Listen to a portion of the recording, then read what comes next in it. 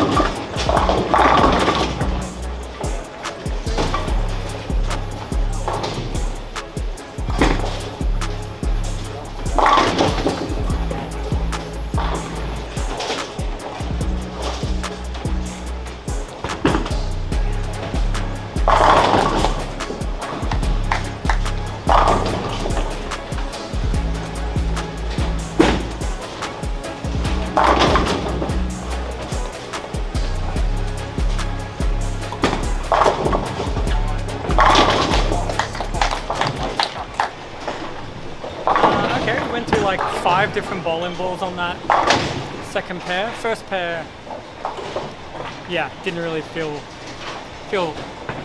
like I knew what I was doing. I was kind of guessing, hoping, and then halfway through that last game, kind of found another concept. I could throw a little firmer up the lane, and it actually did the right thing, like a bunch. So, gotta hope I can do it on this pair too, because if I can't, I don't have a whole lot. So, fingers crossed this pair's good.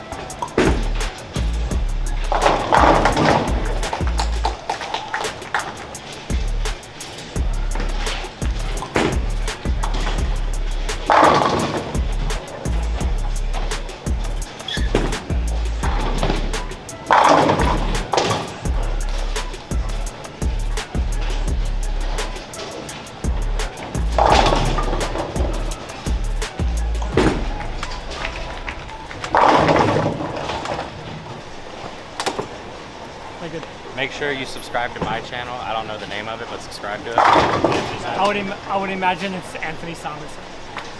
Might be something else. That's what I would imagine. So we hit a little hiccup there. Yeah, definitely would have liked to have known that the right lane hooked that much more. And then of course, first 2 shots on it, just with 2 splits, so it was fighting an uphill battle. Ethan bowled a pretty good game, 270. But he clearly knew that lane was hooking a bit more. Anyway, playing Anthony Simonsen now. And yeah, and like you said, go and subscribe to his channel too. Why not? It's just one button for you guys, just one click. Doesn't hurt anyone.